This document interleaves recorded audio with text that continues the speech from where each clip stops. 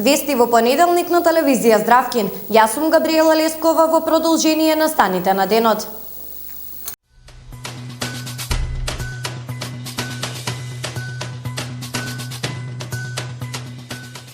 Коначно се дисоцира згурата од некогашната топилница за олово и цинк.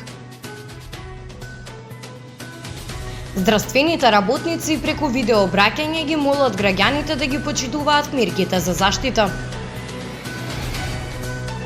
Засадени се 62 садници на езерото Младост, донација од Пакомак.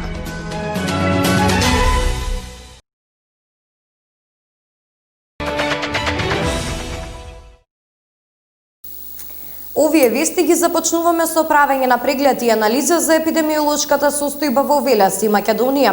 За само 2 дена во нашиот град беа регистрирани 85 нови случаи, додека на територијата на целата држава во текот на изминатиот викенд Министерството за здравство бележи алармантни 2294 нови случаи. Ситуацијата е повеќе од сериозна. Болниците се полнат, медицинскиот кадар е уморен. Надлежните посочуваат дека почитувањето на мерките е единствениот начин да се излезе од оваа здравствена криза. Ситуацијата со коронавирусот во Велес повторно руши црни ковид статистики. За само 2 дена во Велес се регистрирани 85 нови случаи на коронавирусот. Поточно на 21 ноември беше регистриран 41 нов случај на вирусот, додека вчера на 22 ноември беа регистрирани 44 ново заболени. Во текот на изминатиот викенд Институтот за јавно здравје бележи 59 оздравени лица во Велес, но и 4 пациенти го изгубија животот.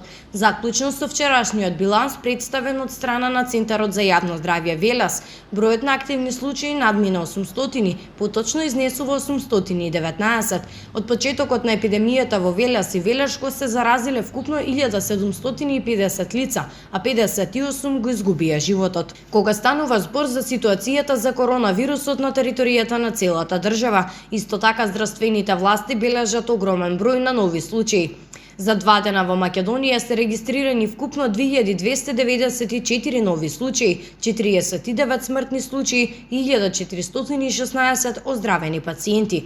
Болничките капацитети брзо се полнат, додека медицинскиот кадар е под огромен притисок. Здравствените власти строго апелираат до сите граѓани почитување на мерките за заштита со цел заштита на јавното здравје.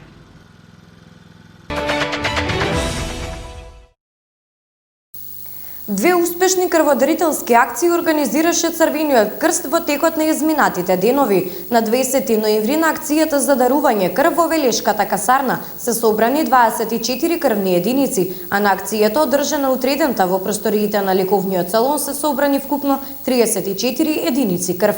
Двете акции за дарување крв се организирана согласно препораките на Министерството за здравство со цел заштита од коронавирусот. Во текот на изминатите денови се одржаа дури две успешни крводарителски акции. Поточно на 20 ноември се одржа крводарителска акција каде што припадниците на армијата повторно ја докажаа својата хуманост. Во просториите на Велешката касарна Алекс Содемниевски Бауман беа донирани вкупно 24 крвни единици. Ова беше втора реализирана крводарителска акција во време на пандемија од коронавирус во Велешката касарна. Додека пак на 21 ноември во просториите на лековниот салон се одржи уште една акција за дарување на крв, овој пат во соработка со Сдруженијето Велес Байкинг. Од Црвениот крст се известуваат дека на акцијата се дарувале 34 крвни единици, од кои 26 дарителите биле мажи, 8 жени, а 4 за прв пат дарувале крв и станаа дел од најхуманото семејство. Двете акции за дарување крв се организирани согласно препораките на Министерството за здравство со цел заштита од вирусот COVID-19.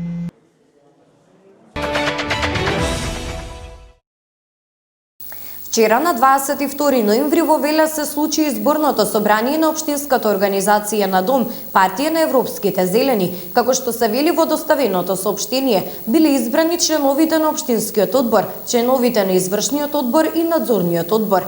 За председател на Општинската организација на Дом Велес е избран Стефче Дечев, за подпредседател Дарко Стојанов, за секретар Лидија Митревска, додека за председател на младинската организација на МОДОМ Велес е избран Филип Ајдаров, а за председателка на форумот за жени во Велес е избрана Весна Дуева.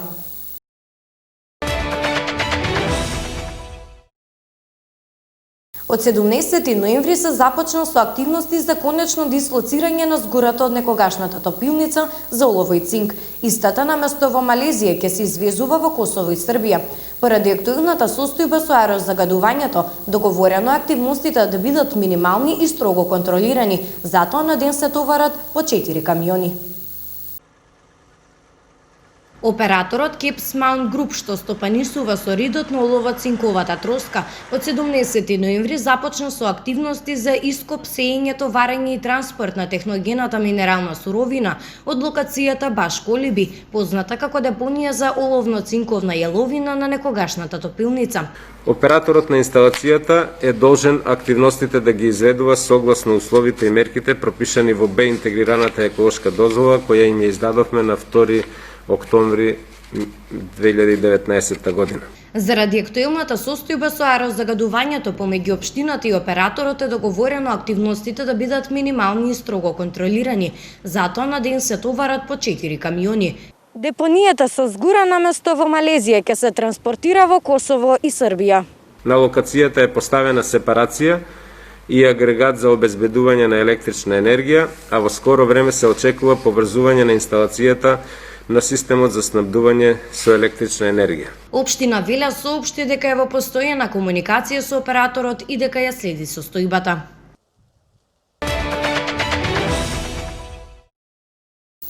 Една вест за подобрување на екологијата во Велес. 62 садници донација од Пакомак се засадија на езеро Младост.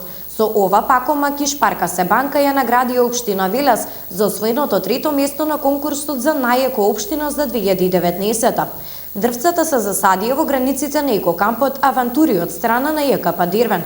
Освен садници, општина Велес доби инфотабла која е поставена во паркот пред зградата на општина Велес. Првото и второто место на конкурсот им припадна на општините Берово и Кавадарци.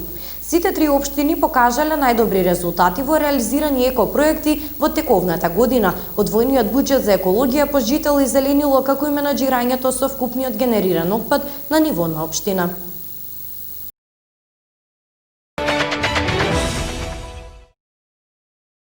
Здравствените работници преку видео се обратија до сите граѓани, молејќи ги да ги почитуваат мерките за заштита од коронавирусот. Во видеото доктори да потенцираат дека граѓаните треба да носат маска, да држат дистанца, бидејќи ова е единствениот начин да излезете победници од коронавирусот. Во продолжение следува видеообраќањето на дел од докторите. Капацитетите на болниците се веќе преполнети. Динамиката на излекување и прием на нови пациенти е се потешко одржлив.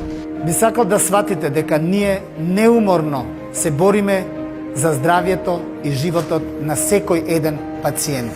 Ангажирани сме цело време со сијат наша желба да пружиме најдобро што може. Одамна прекративме да рачунаме на работно време. И ние имаме семејства, имаме деца, имаме постари родители. И ние не сакаме да однесеме болеста дома, ниту па да се разболиме. Се трудиме и ќе настојуваме ниту еден пациент да не остане без потребната медицинска заштита за третман во болнички услови. Ова ќе трае и само сплотени можеме да дадеме придонес за да можеме да им помогнеме на нашите пациенти. Ве молам, ве замолувам, Ве молиме, Придржувајте се до препораките, носете ги маските, очувувајте дистанцата. Само така ќе скочиме победници во оваа битка. Во Хрватска се воведени нови мерки против ширењето на коронавирусот. Избраниот американски претседател Џо Бајден ќе ги објави имињата на првите кандидати за членови на неговата идна влада во вторник.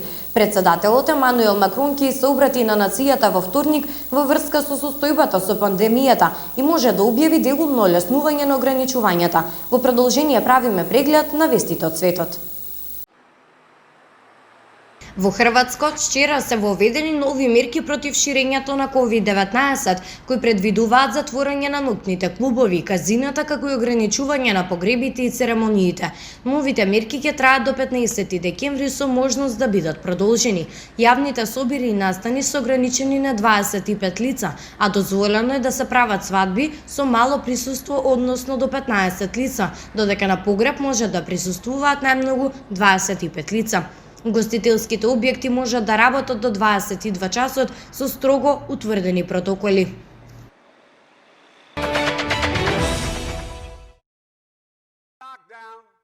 Избраниот американски председател Џо Бајден ќе ги објави имињата на првите кандидати за членови на неговата идна влада, изјави идниот шеф на канцеларијата во Белата куќа Рон Клајн. Во вторник ќе дознаете кои ќе бидат членовите на владата на новоизбраниот председател, рече Клајн во интервју за емисијата This Week на ABC. Новоизбраниот председател, кој доаѓа од демократските редови, вети дека ќе назначи администрација што ја рефлектира различноста на земјата. Тој минатата недела откри дека веќе избрал нов министер за финансии.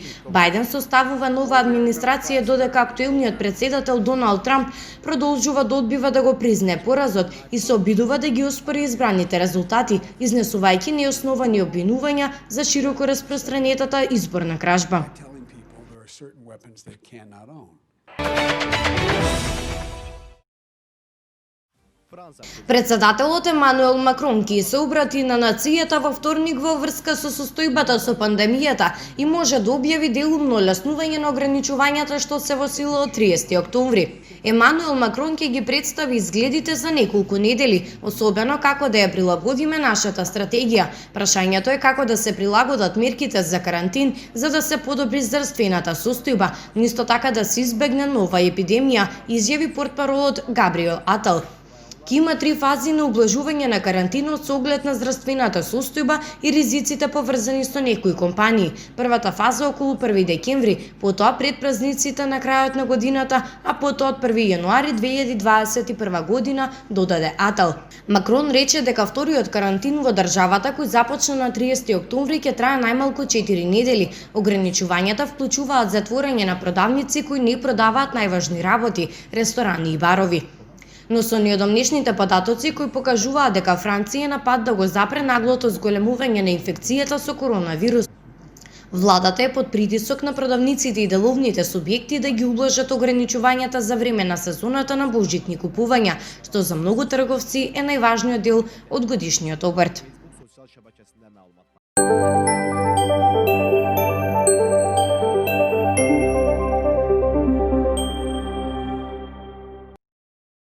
Во продолжение следува временската прогноза, дознавате какво време имаме денеска, но и какви температури не очекуваат во Велес во наредните денови.